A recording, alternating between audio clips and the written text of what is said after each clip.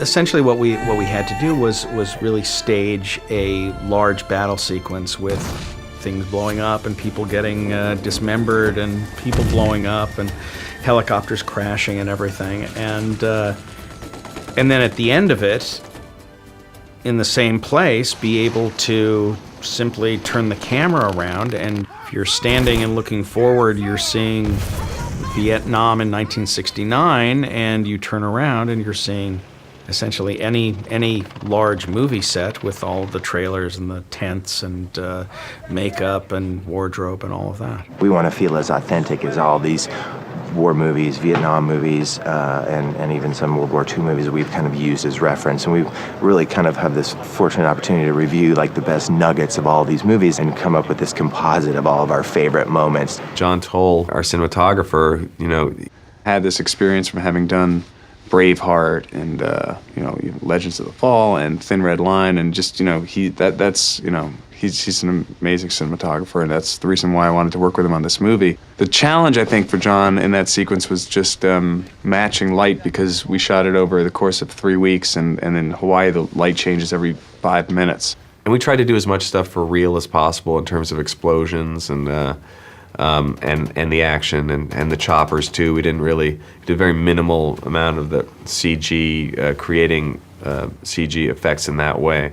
I mean, there's some enhancement and stuff, but again, all those movies like Deer Hunter or Apocalypse or Platoon, they all, that's all pre-CG anyway, so you really want to create that feel. That first sequence took a little bit of prep because it was all timing with the helicopter coming around and everything so noisy with explosions that we couldn't hear anything. So it was all visual cues. So we had to get everybody working together. We had 50 stuntmen all working together to create this one shot. So it took a bit of rehearsal, and it turned out to be great. When you see 50 stuntmen and like 10 of them are being blown 12 feet backwards in the air, and there's 3 practical helicopters landing, and everyone's just shooting the hell out of each other, and there's bombs going off left and right, you really have no choice but to scream intensely.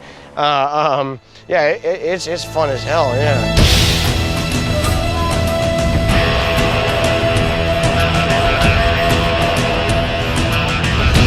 We were supposed to do a boot camp, and I know at a certain point it became a choice between boot camp or cast supper, and they went cast supper.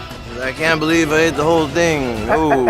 I got stuck with the M60, the pig they call it, and it's a huge gun. People were saying that I was a natural, which is disturbing. If the gun jams, I just keep on pretending like shells are coming out and it's working, right? But apparently when the chips are down, the fellas want me in their foxhole. It sounded a little dirty.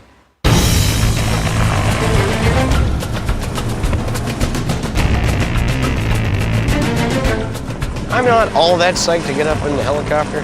I hear good things about it, but I hate roller coasters. So I can't imagine that a Huey helicopter packed with people and a camera crew is going to be all that much fun for me. But, it's my meal ticket, so hey. It was so much fun to work with the Huey helicopters, and we have these incredible pilots that we work with. The helicopter behind me is the aerial camera ship. We have a 35mm gyro-stabilized camera that's on the nose. And what we've been doing for the last few weeks is covering quite a few air-to-air scenes with 3 Vietnam-era Huey helicopters. It was a daunting task because there was so much that we wanted to get, and there were 3 choppers all the time that we wanted to have doing flybys, and those guys are so good because if you tell them where the camera's pointed, they're gonna just go back and forth to give you action in the background. So they're doing like touch-and-go landings where stuntmen are jumping in, getting in the choppers and getting out, and all this is just for background behind the scene that's going on. So planning that scene it was a lot of planning. You do the whole thing in storyboards, like one frame at a time. And then off of the storyboards, the previs guys start to make up the previs, and then you add sound and dialogue to that. That's a tool that didn't even exist the last time I was directing, so at least in this form. So where you actually have these moving storyboards, and it's like a little video game where you can see the whole sequence, and it really helps you know the timing of how things are playing out and what you need and what you don't need if you want to cut out something, and you can actually edit the whole sequence before you've done it, so that you can figure out each element in the storyboard that you need in terms of, okay, in this shot there's like a chopper, there's an actor, the chopper blade can't be going for real because it's not safe, so we'll need a CG chopper blade, and that'll be a real chopper in the background flying by. We're going to need special effects to do the blood coming out of the guy's head. Myself and several pilots, basically we viewed that, analyzed it, and signed off that we can do this, and then I think we've done a really good job to replicate exactly what what was laid out for us on the animatics. And it was our first day of shooting, really, was like the first scene in the foxhole there. And then we just worked our way through it for 3.5 weeks. And like when we finished that sequence, I literally felt like we'd finished the movie. It was like, we were like, woo, we finished the Hot LZ. It was really a sense of accomplishment. And then it was like, oh my God, now we have to shoot the rest of the movie.